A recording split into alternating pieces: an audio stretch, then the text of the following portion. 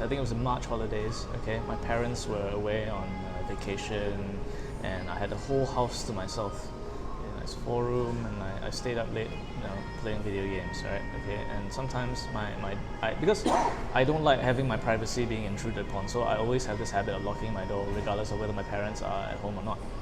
At that time, I was 2 a.m. I was playing video games on my PS2, right? My doorknob started to rattle. It's like someone was trying to get into my room. Okay, I thought my mom or my dad wanted to check on me or something like that. But because I was so engrossed in the game, I was like, I paused the game, I put down the controller, I went to the door, and then I looked at the door and I realized, right, the lock was pushed out. So before I opened the door, I realized that wait, my parents aren't home. Maybe I shouldn't open this door. So I took a step back. And then I went back to playing games. I was like, okay, creepy, but I have to finish the level. I really don't feel good. You're getting a... Is anyone here? What did you find? You are listening to Supernatural Confessions. Okay, so this is a very personal story of mine. It happened when I was about 7, I believe. I was living in Pasir Ris. It was a new town at the time. Right. So my mum or my maid, I think that time my maid had already left, so it's my mum who would walk me to school every morning. It was about 7-ish a.m. Because school starts at 7:30, and I would actually walk to school with my mum. Not a very long walk, but not a very short walk either. So what had happened was that every day at a certain point of time, right, when we walked past, I would see a little girl, right, with a bicycle, right, training wheels and everything, same age as I am probably, training wheels, and she was accompanied with a guardian of hers, I presume either her mum, a sister or something, They're a little far in distance, but I couldn't quite fully make out their faces. And I still remember because the girl was dressed in a little white dress, and the mum or guardian, whoever the other lady, right, was also in a nice white sundress, long hair, shoulder length. The girl also had a similar haircut, also long, straight, neat hair, shoulder length. Then I walked by every day around at the same time, around 6:50 to 7, somewhere around there. So I walk, and then every day, and then I got a little curious, right, because she's the same age as I was. So one day I asked my mum, she was walking me, I was holding her hand, and then I was like, Mummy, how come that girl over there, she don't need to go to school one? So my mum took a look, and she squinted, and was like, I don't see anyone there. I was like, okay, that's a bit weird. So I'm pretty sure she was there, right? They were there. So I turned and looked, right? And I realized that the girl had stopped cycling and the guardian had turned her gaze towards my direction. Yeah. So we just continued on and everything, and they just followed, right? So I went to school, and about first or second period, I got really, really sick. Something wasn't right, and I don't really eat breakfast, right? I mean, whatever I ate was probably like Milo and just a piece of bread, a toast, or anything like that. So it's a bit strange, but I felt really sick, and I didn't even have time to raise my hand and say I was unwell. I bolted out of the classroom and I projectile vomited. Yeah, I vomited. It's a lot. It's much more than what I had for the day in the morning, in fact. So the teacher called, my mum was sent home and everything, and it got worse, much, much worse. Like whatever I ate, whatever I drank, I would vomit. And I tried to sleep, I had no control of my bowels. I would shit the bed, pardon my language, I would shit the bed, I would pee myself and everything like that. And it got to the point where it started to hurt really, really badly. So I went over to doctors, and they said that it's not something they whatever they prescribed. I couldn't eat, right? So that they had to send me to the hospital. So I went to KK hospital at the time, and I would wake up in the middle of the night, right in the middle, the foot of my bed. The same lady in the sundress was there. No little girl, but just the lady alone. she would stand there over the foot of my bed and peer over and look at me, you know, with what I presume was a very angry expression. You know, my father was in I think it was at Batam at the time, and he came back, you know, because he found out that I was in hospital, and he decided to have me transferred to my birth hospital, Thompson Medical. I was on drips. I had to have medicine pumped into me, and every night I would see the same lady at the foot of my bed. Yeah, I didn't figure out until later in my life, right, that my father actually told me what had actually happened.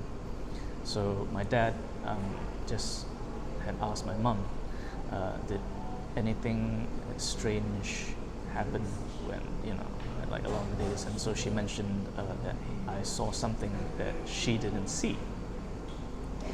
Naturally, my father contacted a monk or a priest or someone, you know, to take a look at the location and everything, and they had come to the conclusion that I've been cursed by the dead.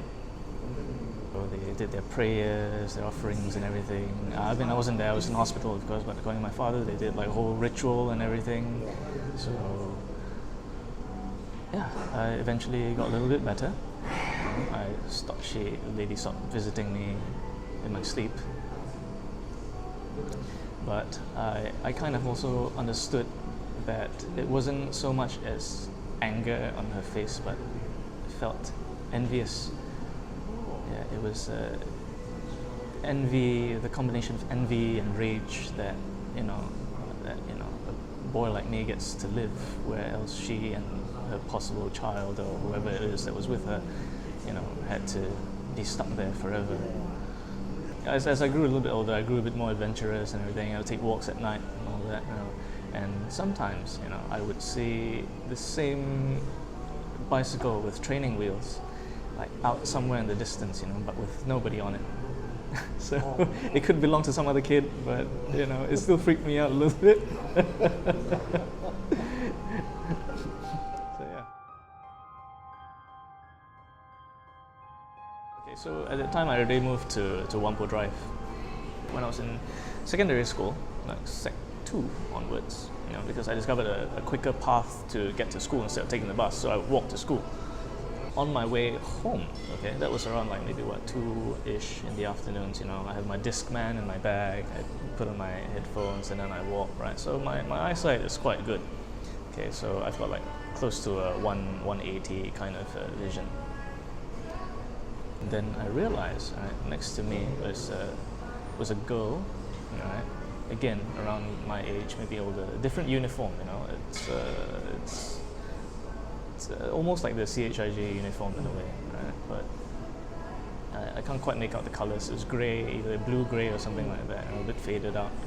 So I even could see her holding onto her books, right, with the little Velcro that tied the books together, you know. And then she'd walk next to me, you know. I turned to look, and there was no one there. You know, I did a full turn.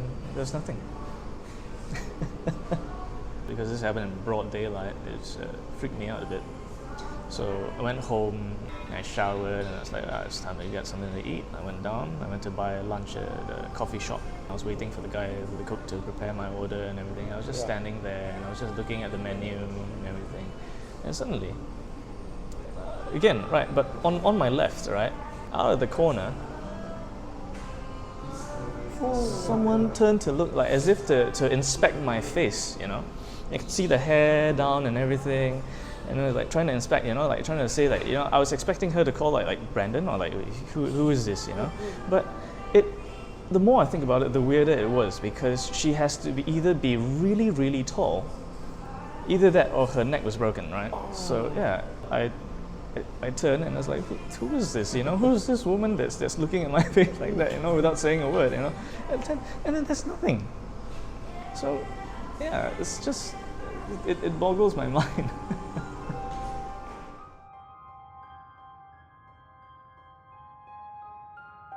Ever since I was young, I keep telling them the story, and you know, those who are fascinated by it said that it's probably by far the creepiest story that they've ever heard in their lives.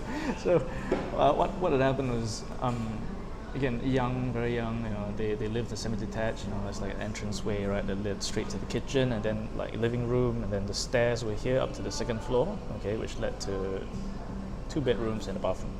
From the second floor, you can't see the kitchen, right? You can only see the corridor down towards the kitchen and the living room. So I woke up at night to pee, you know, and then I went out to the bathroom, and then I realized that the lights to the kitchen were on. Then I heard the sound of ruffling of like plastic bags and everything. So I figured maybe it's my grandma preparing breakfast or something like that. You know? So out of curiosity, right, I just had to try to take a peek, you know. And then the sound of the ruffling kind of stopped.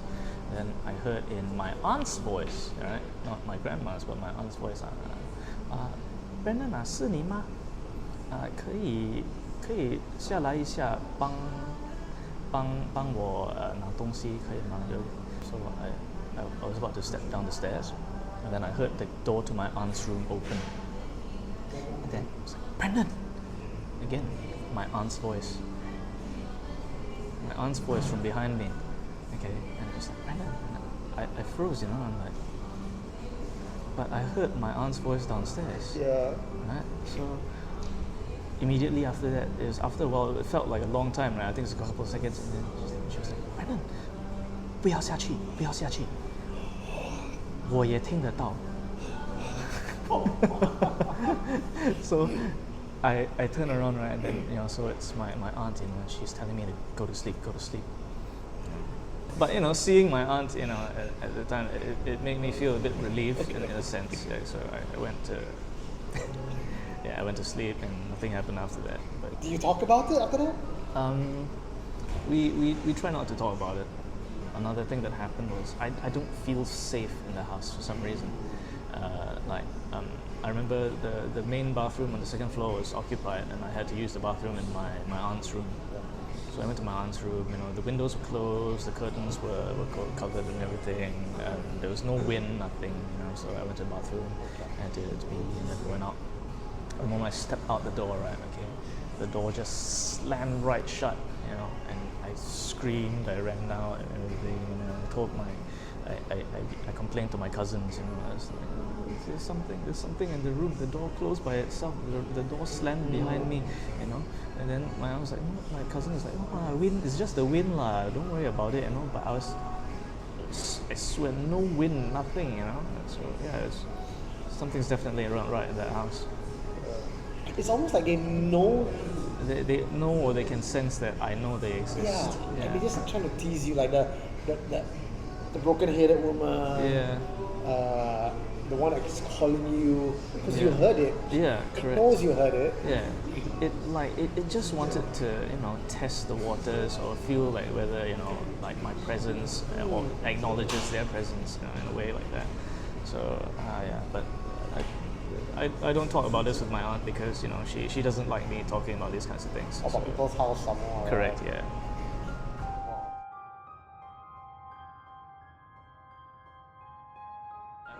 I don't know if the sight is hereditary, but if it is, I've definitely got it from my dad. He's had a fair share of stories, almost just as much as I have. I don't remember a few, unfortunately. Bits and pieces here and there, but the one that happened the most recently was when he was hospitalized at SGH a few years ago. Sometimes we get reports of him waking up in the middle of the night, you know, like trying to check out by himself, you know, saying that he's heard stories from the doctors saying that he could check out, but no doctors apparently told him that he could. So, you know, you could chalk it up to medication or not. Could be medication, could be something else.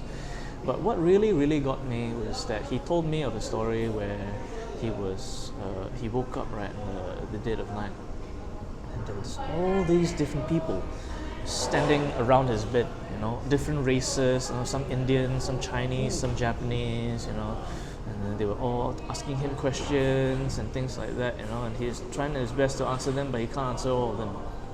You know, I think, Dad, you're just tired from all the medication that you're on, you know? And then I walked out, and then I realized that there's a memorial plaque in SGH of all the people that have died there during the war, and they're all buried underneath the hospital. All the names, different races, Chinese, Indian, Malay, they're all there.